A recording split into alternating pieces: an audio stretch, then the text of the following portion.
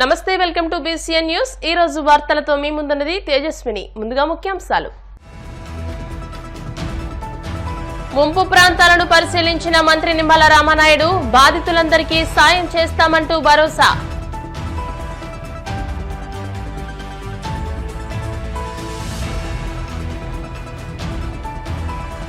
కేరళలోని వైనాడ్ జిల్లాలో జల విలయం, మాటల కందని విషాదంతో ప్రజల హాహాకారాలు.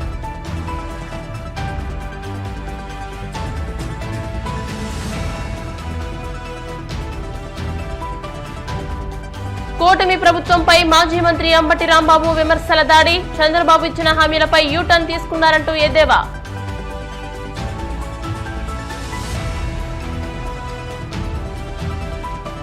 కాకినాడలో సిపిఎం ఆందోళనలు, సామాన్యులపై బడ్జెట్ పేరుతో భారాలు వేస్తున్నారంటూ కేంద్రంపై ఆగ్రహం.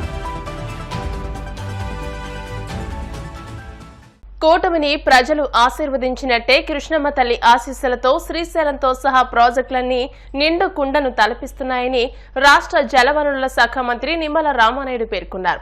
పశ్చిమ గోదావరి జిల్లా యలమంచిలి మండలం బాడవ గ్రామాన్ని వరద చుట్టుముట్టడంతో 6 కిలోమీటర్లు ట్రాక్టర్పై చేరుకుని వరద నీటిలోనే తిరిగారు. వరద బాధితులను పరామర్శించి కష్టాలను అడిగి తెలుసుకున్నారు. ప్రతి ఒక్కరికి ప్రభుత్వం అండగా ఉంటుందని భరోసా ఇచ్చారు. నీట మునిగిన వరి పొలాలను పరిశీలించారు. ఈ సందర్భంగా వరద బాధితులకు ప్రభుత్వ సాయంగా 25 కేజీల బియ్యం, నిత్యావసర సరుకులు, కూరగాయలు, నగదు 3,000ను మంత్రి రామనాయుడు అందజేశారు. వైఎస్ఆర్సీపీ ప్రభుత్వంలో ఒక పక్క వరదలు ముంచెత్తినా కూడా కనీసం ఆ రోజున్నటువంటి మంత్రులు గాని, ఆ రోజున్నటువంటి ముఖ్యమంత్రి గాని, ఆ రోజున్నటువంటి వైఎస్ఆర్సీపీ ప్రజాప్రతినిధులు గాని, కనీసం అధికారులతో సైతం ఈ వరద ముంపు ప్రాంతాల్లో పలకరించినటువంటి వాళ్ళు ఆ రోజు లేరు. ఆ రోజు పసిపిల్లలకు సైతం పాల ప్యాకెట్లు కూడా లేక ఈ యొక్క వరద నీరుని కాసి వడపెట్టి ఆ వేడి నీళ్ళనే చంటి పిల్లలకి పట్టించినటువంటి పరిస్థితి, దుస్థితి గత వైఎస్ఆర్సీపీ పాలనలో మేము చూసాం. కానీ ఈరోజు తెలుగుదేశం, జనసేన, బీజేపీ, ఎన్డీఏ ప్రభుత్వం వచ్చిన తర్వాత ఇవాళ వరద మా గడపకి తాకక ముందే ఈ యొక్క ఎన్డీఏ ప్రభుత్వం సహాయం మా గడపలోకి వస్తూ ఉన్నాయి. ఆ 25 కేజీల బియ్యం, కందిపప్పు, ఆయిల్ ప్యాకెట్, ఉల్లిపాయలు, ఆలుగడ్డ ఇవన్నీ కూడా మా ఇంటికి చేరుతూ ఉన్నాయి మేము అడగక ముందే అని ఎంతో సంతృప్తిని ఇవాళ వరద బాధితులు వ్యక్తం చేస్తున్నటువంటి పరిస్థితి. జనసేన, బీజేపీ ప్రభుత్వాన్ని ప్రజలు ఏ రకంగా అయితే ఆశీర్వదించారో ఆ రకంగా కృష్ణమ్మ తల్లి కూడా ఈ యొక్క ఎన్డీఏ ప్రభుత్వాన్ని ఆశీర్వదించినట్టుగా ఉన్నటువంటి పరిస్థితి. అందుకే గత సంవత్సరం నుంచి అంత ముందు సంవత్సరం కూడా నిండనటువంటి శ్రీశైలం డ్యాము మరి ఈరోజు దాని కెపాసిటీ 215 టీఎంసీలు అయితే ఈరోజు ఆల్రెడీ 203 టీఎంసీల వరకు కూడా నీటి నిండినటువంటి పరిస్థితుల్లో ఏదైతే దానికి 5 స్పిల్వే గేట్లు కూడా ఈరోజు ఓపెన్ చేసి 5 స్పిల్వే గేట్లు ఓపెన్ ద్వారా కూడా కిందకి 1,35,000 క్యూసెక్కుల నీరు నాగార్జున సాగర్ ప్రాజెక్టుకి నిన్ననే విడుదల చేయడం జరిగింది. పైన పెరుగుతున్నటువంటి వరద నీటి ప్రవాహాన్ని గమనించుకుంటూ మిగిలినటువంటి గేట్స్ని కూడా ఓపెన్ చేసి తొందరలోనే నాగార్జున సాగర్ కూడా, ఎందుకంటే దగ్గర నాగార్జున సాగర్ 312 టీఎంసీల కెపాసిటీ ఉంటే మరి ఈరోజు చూస్తే 140 టీఎంసీల వరకు ఈరోజు నిండుకున్నటువంటి పరిస్థితి. శ్రీశైలం మరి ఆల్రెడీ ఫుల్ అయింది కాబట్టి తొందరలోనే నాగార్జున సాగర్ కూడా ఫుల్ఫిల్ చేసుకుని తద్వారా ఏదైతే కృష్ణా డెల్టా ఏదైతే ఉందో వారికి కూడా త్రాగునీరు, సాగునీరు కూడా అందించేటువంటి విధంగా వీటితో పాటుగా ఏదైతే రాయలసీమ ఏదైతే ఉందో పర్టికులర్గా గత వారం రోజుల క్రితమే ఏదైతే శ్రీశైలంకి ఆ పైన ఉన్నటువంటి ఆలమెట్టి ద్వారా, తుంగభద్ర ద్వారా ఏదైతే పెద్ద ఎత్తున వరద ప్రవాహం ఏదైతే వస్తూ ఉందో రోజుకి దగ్గర 4 లక్షల క్యూసెక్కులు పైబడి నీరు ఏదైతే వస్తూ ఉందో దాన్ని ఆ రోజే మేము క్యాలిక్యులేట్ చేసి ఇమ్మీడియట్లీ ఏదైతే మరి అక్కడ పోతిరెడ్డి పాడు కానీ ఫుల్ ఫ్లెడ్జ్డ్గా ఎంత అవకాశం ఉంటే అంత మేర పోతిరెడ్డి పాడు రాయలసీమ పూర్తి అవసరాలు తీర్చేటువంటి విధంగా పోతిరెడ్డి పాడు ద్వారా మరి అవసరమైనంత మేరకు ఎంత అవసరమైతే అంత నీటిని మేము విడుదల చేస్తూ ఉన్నాం. అదేవిధంగా ఏదైతే వెలుగోడు, అదేవిధంగా హంద్రీనివా వాటిని కూడా నీటిని విడుదల చేయమని ఆ రోజే వారం రోజుల క్రితమే ఆదేశించడం జరిగింది. కేరళలోని వైనాడ్ జిల్లాలో జల విలయం మాటల కందని విషాదాన్ని మిగిల్చింది. ఎటు చూసినా విధ్వంస జాడలే కనిపిస్తున్నాయి. విరిగిపడిన కొండ చర్యలు, నేలమట్టమైన ఇళ్లు, బురదలో కూరుకుపోయిన బాధితుల హాహాకారాలతో వైనాడ్ జిల్లాలోని మెప్పాడి, మొండకై, చొరర్మల ప్రాంతాలు బీతిల్లుతున్నాయి. ఇప్పటికే మృతుల సంఖ్య 108కి చేరుకుంది. 120 మంది క్షతగాత్రులయ్యారు. మరో 100 మంది వరకు గల్లంతయ్యారు. భారీ వరదలతో తొలుత అర్ధరాత్రి 1 గంట సమయంలో మొండకై ప్రాంతంలో కొండ చర్యలు విరిగిపడ్డాయి. దీంతో బురదలో ఇళ్లు, దుకాణాలు, వాహనాలు కొట్టుకుపోయాయి. గాఢ నిద్రలో ఉన్న వారంతా శిథిరాల కింద సజీవ సమాధయ్యారు. చాలా మంది క్షతగాత్రులయ్యారు. బాధితులను సమీపంలోని చురర్మల స్కూల్ వద్ద ఏర్పాటు చేసిన సహాయక శిబిరానికి తరలించారు. శిథిరాల కింద చిక్కుకుని సాయం కోసం బాధితుల ఆర్తనాదాలు చేయడంతో ఆ ప్రాంతంలో విషాద వాతావరణం నెలకొంది. రాష్ట్రంలో కూటమి ప్రభుత్వం వచ్చి 2 నెలలు కాకముందే చంద్రబాబు యూటర్న్ మొదలుపెట్టారని మాజీ మంత్రి అంబటి రాంబాబు ఆరోపించారు. ఈ మేరకు ఆయన మీడియాతో మాట్లాడుతూ చంద్రబాబు అబద్దంలో పుట్టి అబద్దంలోనే జీవిస్తున్నారని అన్నారు. కేంద్రం 15,000 కోట్లు అప్పుగా ఇస్తే గ్రాంట్ అని చంద్రబాబు అబద్దాలు చెప్తున్నారని అన్నారు. అనర్హుల పేరుతో ఏరివేతలు మొదలు పెట్టారని అన్నారు. ఎన్నికలకు ముందు ఇష్టం వచ్చినట్టు హామీలిచ్చిన చంద్రబాబు అమలు కాడికి వచ్చేసరికే భయం వేస్తోందని అనడం తీవ్ర విమర్శలు చేశారు. అమ్మకు వందనం, ఉచిత బస్సు, ఉచిత గ్యాస్ సిలిండర్లు ఇచ్చిన హామీలను తుంగలో తొక్కుతున్నారని అన్నారు. 1, 2 కాదు, అనేకమైనటువంటి పచ్చి అసత్యాలను ఈ కొద్ది కాలంలోనే నారా చంద్రబాబు నాయుడు గారు చెప్పడం చూస్తే చాలా మంది కొత్త వాళ్ళకి ఆశ్చర్యం వేస్తుంది. ఎందుకంటే మాలాంటి సీనియర్స్కి పెద్ద ఆశ్చర్యం కాదు. ఎందుకంటే ఆయన అబద్ధంలోనే పుడతాడు, అబద్ధంలోనే జీవిస్తాడు, అబద్ధంతోనే రాజ్యం ఏళ్తాడు అనేది ఒక సత్యం, నగ్న సత్యం. అది ఒక విధంగా చెప్పాలంటే అది గిన్నీస్ బుక్ రికార్డు కూడా ఎక్కదగినటువంటి అంశం అనేది నేను ఈ సందర్భంగా చెప్పదలుచుకున్నా. నిన్నటి వరకు అమరావతికి 15,000 కోట్ల రూపాయలు వచ్చిందని డాంబికాలు పలికారు.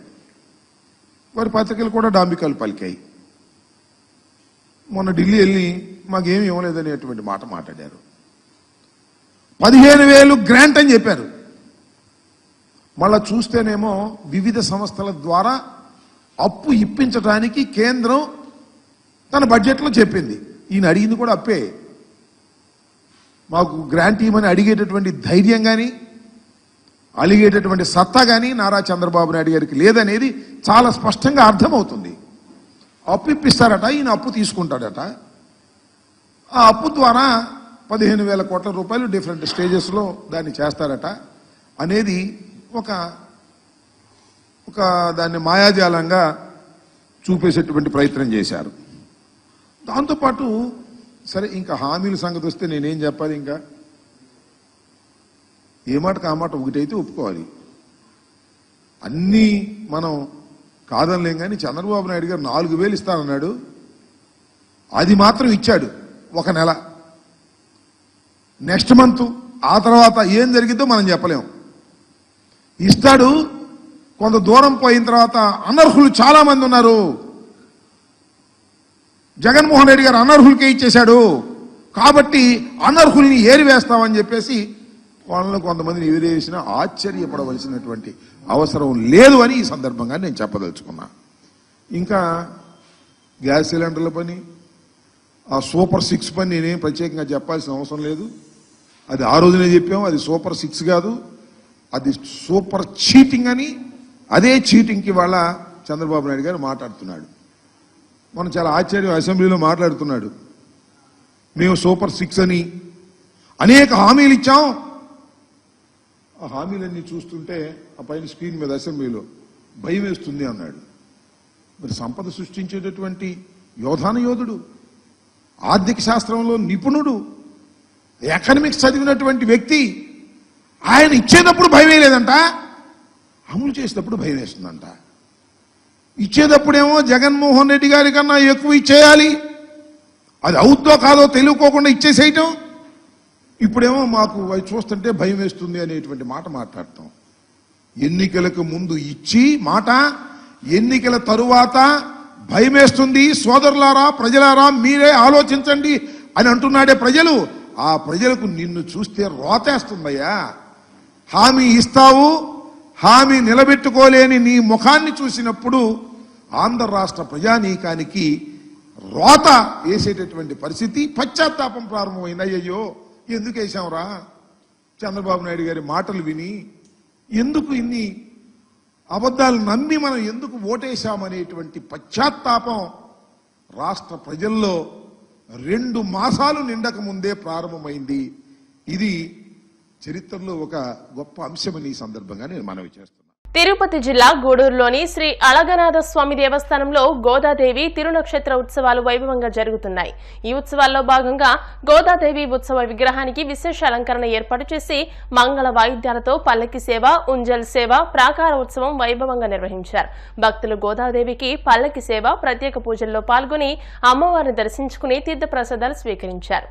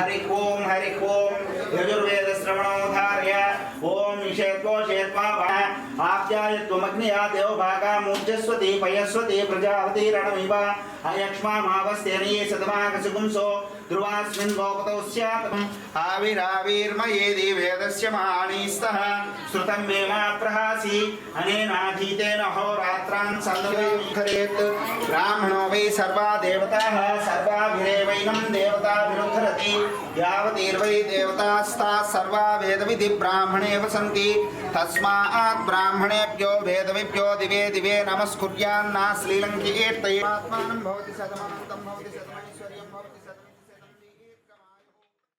ఇప్పుడు కాసేపు ప్రకటనలు.